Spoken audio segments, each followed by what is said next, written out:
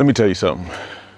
When I dislocated my shoulder back in 2018, my dislocation was severe. It was a severe dislocation, and this is how I knew that it was severe.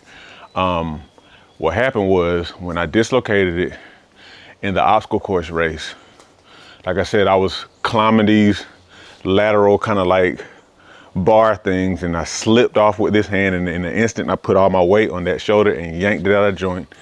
I knew eventually by feeling my shoulder that it was soft, kind of soft meat right there, but then I could feel that my shoulder was up a little bit. My wife took, it's crazy. I'm just so glad that that's a thing in the past, because it was a terrible experience. My wife took me to urgent care. When I went to urgent care, when they finally got me back there, so I'm sitting in the waiting room for a while. They finally got me back there. And then they were kind of trying to do some simple stuff that should have kind of made it come back in an instant. But they tried for a while, they couldn't get it in. And then that's when they told us, you need to go to the emergency room. We're not gonna be able to do that over here, okay? So I think by that time, it had already been out of socket for about a couple of hours. So then you know how it is when you go to the emergency room. Even though this is the emergency room, you'll still be waiting a lot of times. So by the time I got to the emergency room, I went there, waited for a while.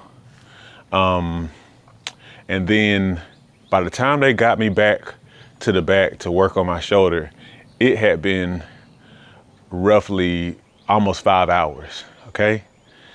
And so then I go to the back and they're working, and the doctor comes back and they're like doing all this stuff and telling me to do this, and I'm hurting and all this kind of stuff. And they thought they were gonna have to put me under anesthesia to get the shoulder in. They thought it was gonna be that bad. You see what I'm saying? So it was bad. And so the doctor, he was like, he wanted to give it another effort, another try. And so then he kind of had me doing this stuff. And then finally at some point, I could tell it was in. It wasn't like on the movies when there's like a crack, a loud crunch, and then, you know, it's like, it was nothing like that, thankfully.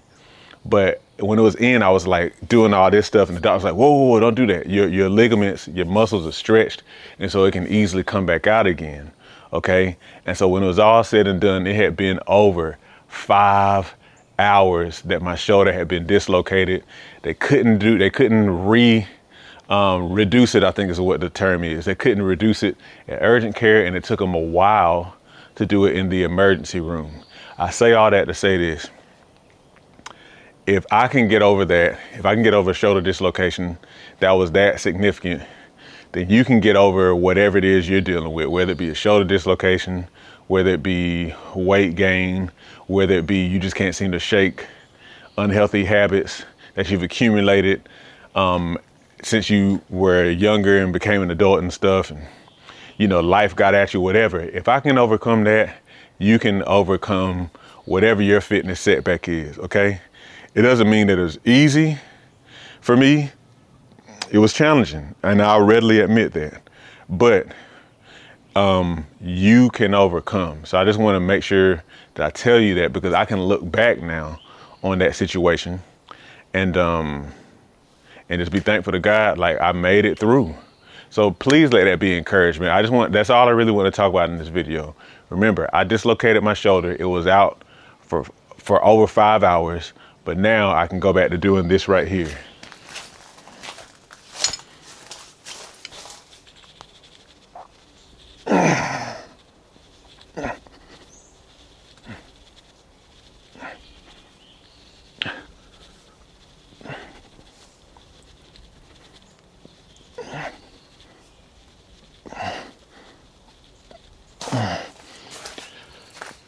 And there you go.